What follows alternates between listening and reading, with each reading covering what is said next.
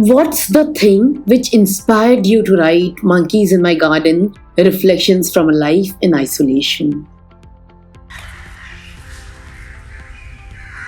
I was planning to write another book, a fiction novel, because I like doing fiction and I always imagine myself doing fiction.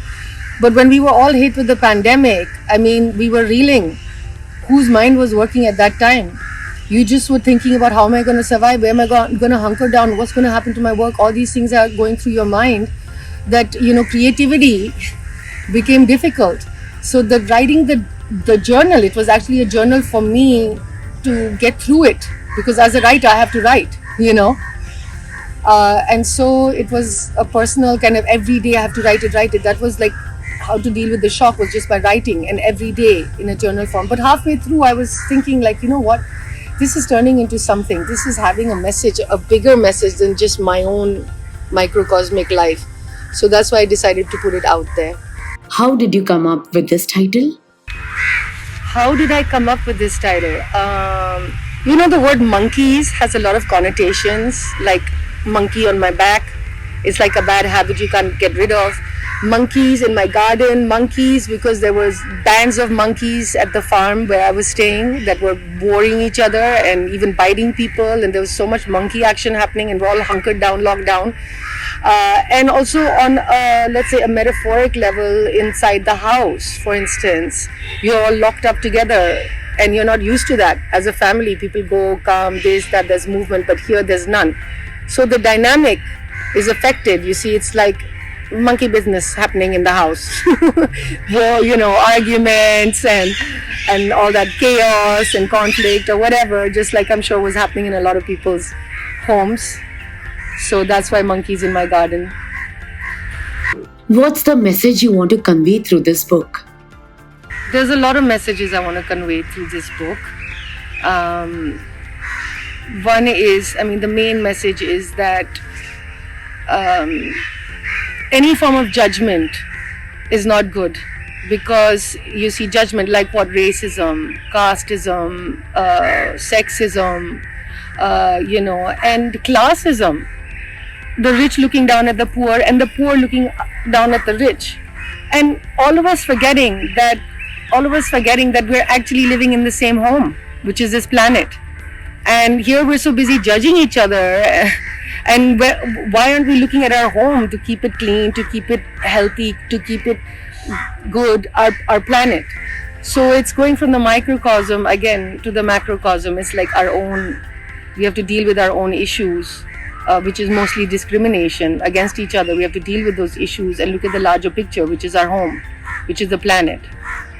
So that's the message. As this book is a daily journal, how did you get the motivation to write every day? That's a funny question. That's a good question. Actually, motivation, there really isn't something such as motivation, if you ask me. It's discipline. Discipline is the thing. To get yourself to do it every day and make yourself do it.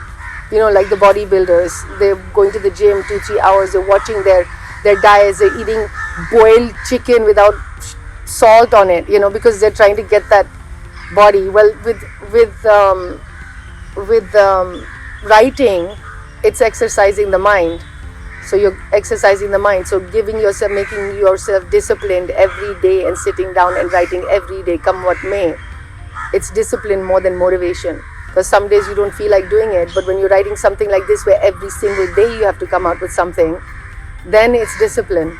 How did you manage to create a positive bubble of existence for yourself and your children? It was a very difficult decision for me to move from Bombay to Delhi, which is my parental home, along with my children.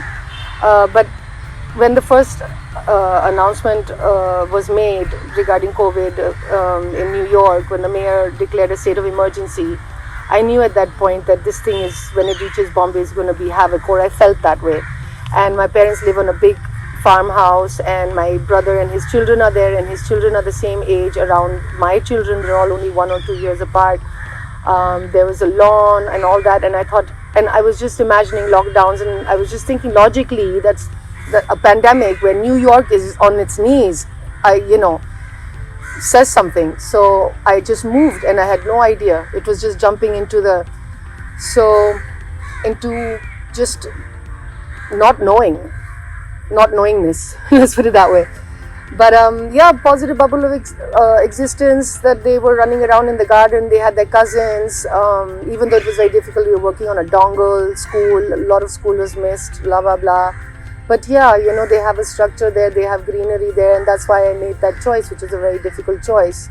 But I made it. And them going through puberty too, locked down like that and away from children, they became quite self-conscious at the end of the whole experience. They wouldn't remove their masks and things like that, but pretty much they got through it intact. Like most children, I would say that kids are hardy. What was the most difficult time during the lockdown? The most difficult time during the lockdown was actually throughout the lockdowns, the initial ones, the first wave, second wave, all that. The first lockdown, the whole time I was in Delhi, was watching my father decline in his health.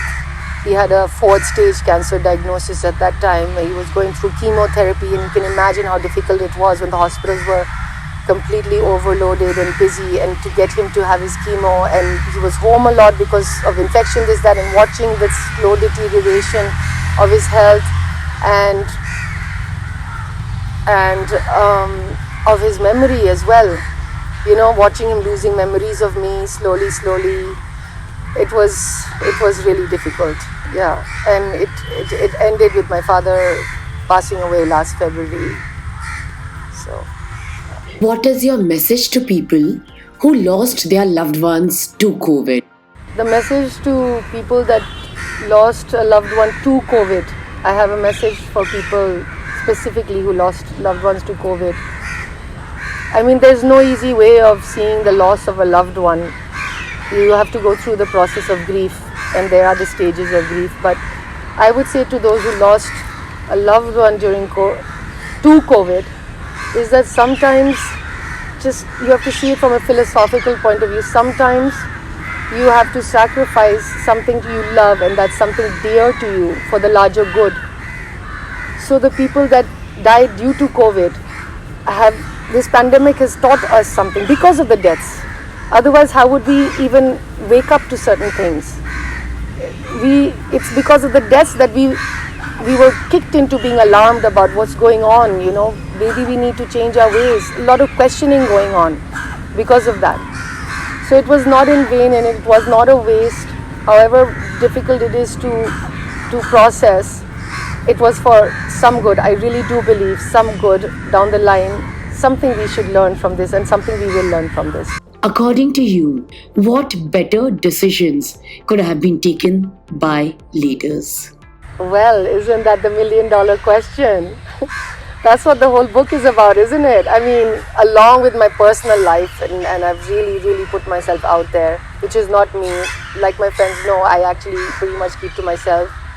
But I just felt strongly about, if I share about my life, people will say, hey, I went through something like that too. Even someone from my background or whatever, people may think, oh, the poor were having it tough, but it's not always the case. That's why I say discrimination is not a good thing.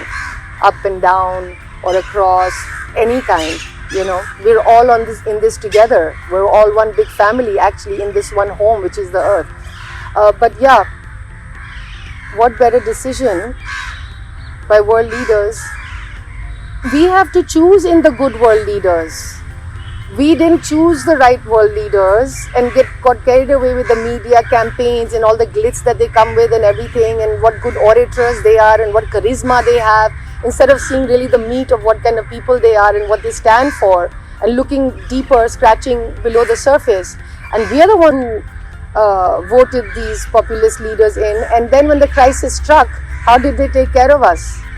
I think that is the biggest lesson to learn. The biggest lesson to learn is that, you see, because the Amazon was burning, we were looking away, we were all engaged with the pandemic. Jair Bolsonaro is allowing the Amazon to burn. We have Donald Trump, we know how he mishandled the whole thing. The world leaders we chosen, we saw, all of us, how they were handling it. And I've talked about that in my book, and also about the leaders that really handled it well. I've also talked about those, but sadly there were few, and their countries had small populations. The ones that were really messing out were the ones of the countries that have big populations. But I'd say that more than the question being what better decisions could have been taken by the leaders, I would like to say what better decisions could have been taken by us. And that's what we need to learn, is the better decision that should have been taken by us. And now this is what we need to learn from this experience, is to vote in good leaders that will take care of us when any kind of crisis happens. That is the most important thing that we need to learn from this.